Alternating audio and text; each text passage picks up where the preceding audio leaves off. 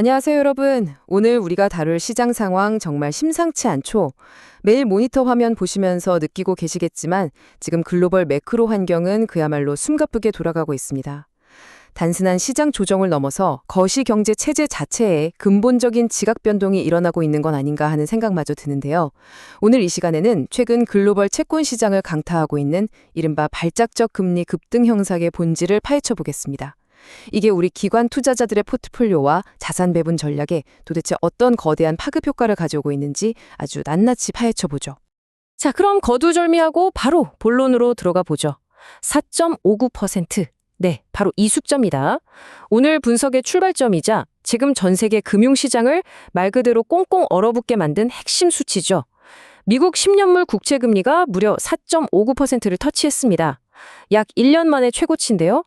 글로벌 금융의 가장 기본이 되는 무위험 수익률 벤치마크가 이렇게 단기간에 가파르게 튀어올랐다는 거, 이게 지금 시장 환경이 얼마나 살얼음판인지를 아주 단적으로 보여주는 겁니다. 오늘 함께 짚어볼 핵심 내용들입니다.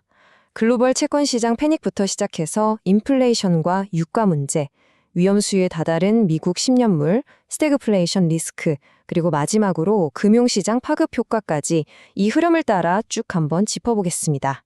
첫 번째로 짚어볼 부분은 바로 글로벌 채권 시장 패닉과 국채 시장의 전염 현상입니다. 지금 채권 시장이 흔들리는 거 여러분도 아시다시피 결코 미국만의 문제가 아닙니다.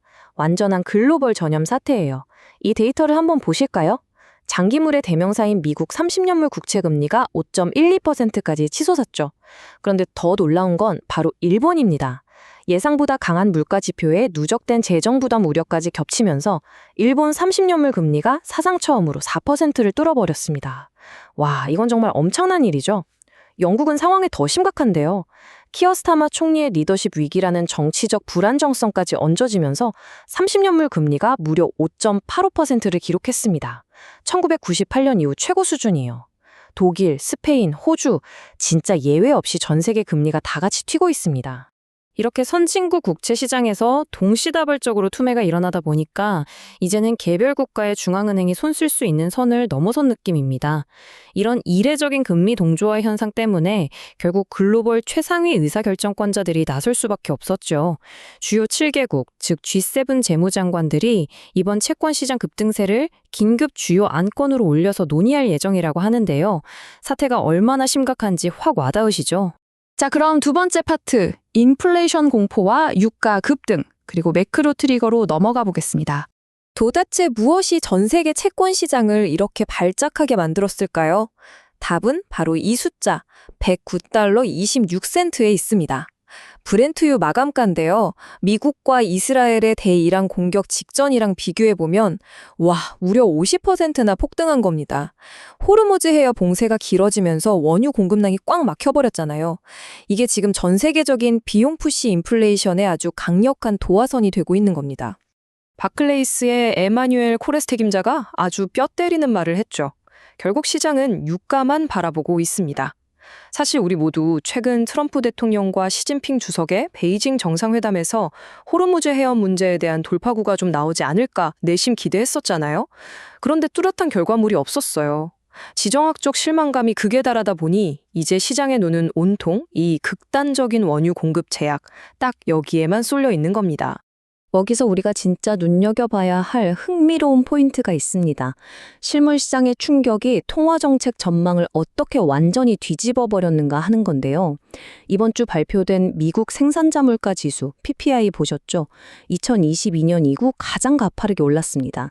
유가 급등이 기업들 생산 비용으로 고스란히 넘어가고 있다는 증거죠.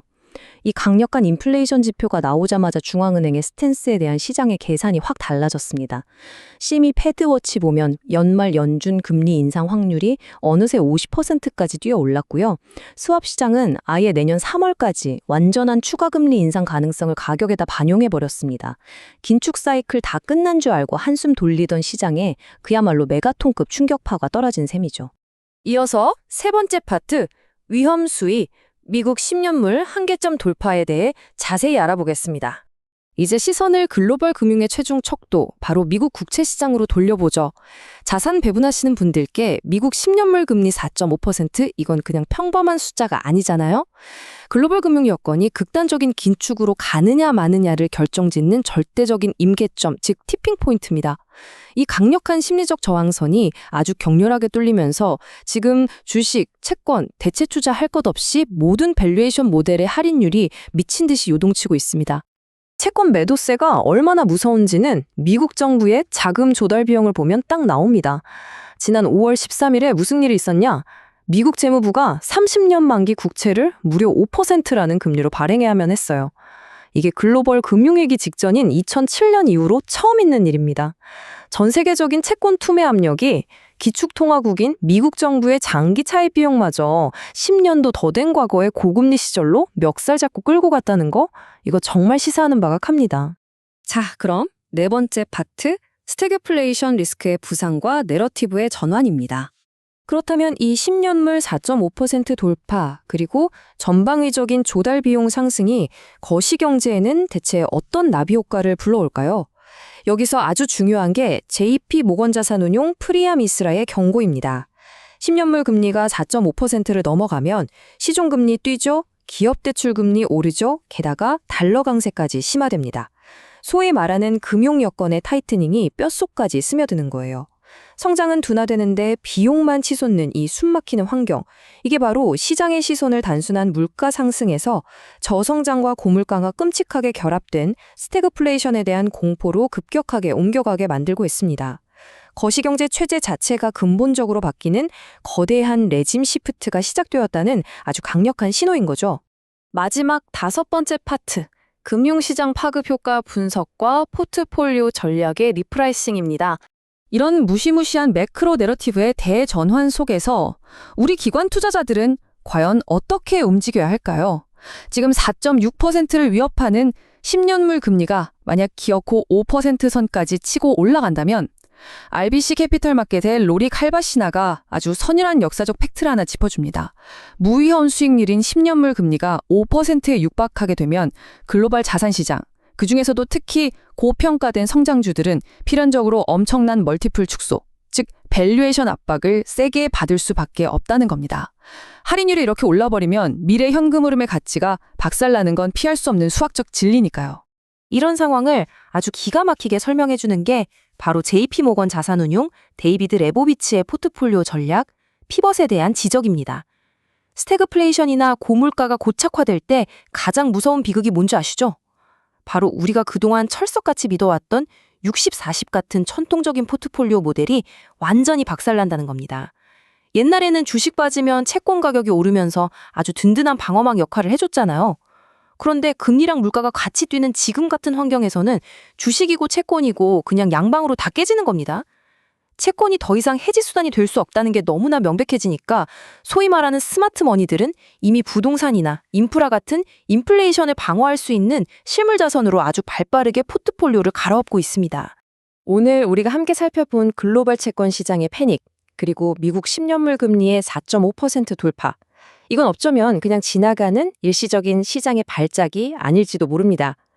그래서 전문가 여러분께 마지막으로 아주 도발적이면서도 무거운 질문을 하나 던지고 싶습니다.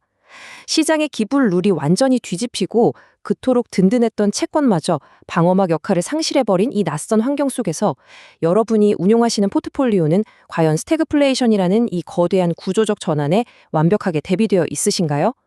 오늘 짚어본 데이터와 분석들을 바탕으로 여러분의 자산 배분 모델을 다시 한번 아주 냉철하게 점검해 보시는 계기가 되길 바랍니다. 오늘 분석은 여기까지입니다. 감사합니다.